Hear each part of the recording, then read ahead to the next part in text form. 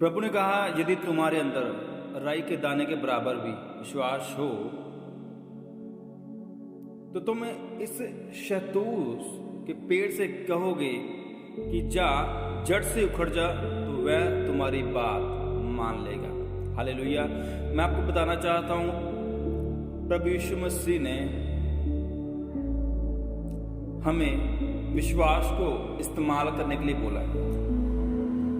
राई का दाना, हम सभी जानते हैं कि राई का दाना जो होता है वो सबसे छोटा दाना होता है। तो परमेश्वर का कहने का मतलब यही है कि अगर तुम्हारे अंदर थोड़ा सा विश्वास है तो उसको इस्तेमाल करना शुरू कर दें। अपने थोड़े विश्वास को अपनी प्रार्थना में आप उससे विश्वास के साथ इस्तेमाल करें। बाइबल कहती है परमेश्वर को विश्वास के बिना प्रसन्न करना अनहोना है। यदि आप परमेश्वर को प्रसन्न करना चाहते हैं तो जितना आपके अंदर विश्वास है उसको इस्तेमाल करें अपनी प्रार्थना में, अपनी दुआ में। हालेलुया। बहुत बार लोग कहते हैं कि हमारे जीवन में ऐसी प्रॉब्लम आ रही है, हमारे घर में ऐसी प्रॉब्लम आ रही है, हमारी सेहत में ऐसी प्रॉब्लम आ रही है जो जा नहीं रही, पर हम प्रार्थना की, हमने एक बार प्रार्थना की, हमने 2 बार प्रार्थना की, पर वो प्रार्थना के जरिए वो हील नहीं हो रहे। और मैं आपको बताना चाहता हूं कि आप उस विश्वास के द्वारा जो आपके अंदर है, उस थोड़े विश्वास को लगातार इस्तेमाल करते जाइए। परमेश्वर आपको हील करेगा, आपको चंगा करेगा।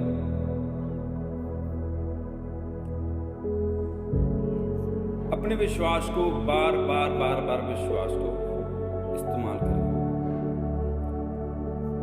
मान लीजिए कि अगर मैंने आप मेरे पीछे एक दीवार देख रहे हैं, मान लीजिए कि अगर मैंने इस दीवार को तोड़ना है, ये बहुत बड़ी दीवार है, 10 फुट ऊंची दीवार है और जो इसका जो साइज है वो 9 इंच का होगा।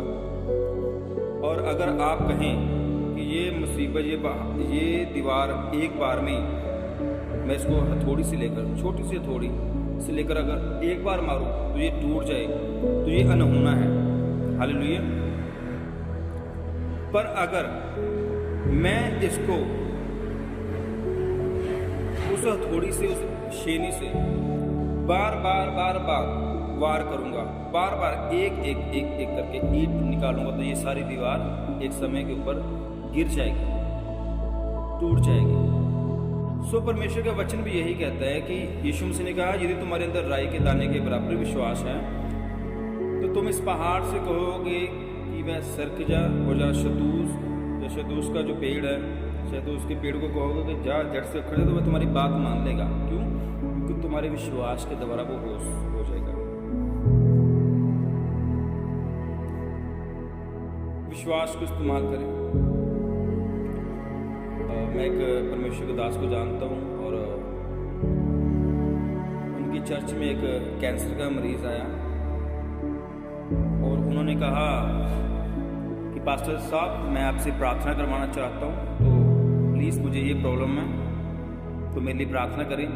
तो जब परमेश्वर के दास ने प्रार्थना की, उन्होंने पूरे विश्वास से प्रार्थना की, पर जब उन्होंने प्रार्थना के बाद उन्होंने देखा कोई भी उसे फर्क नहीं पड़ा,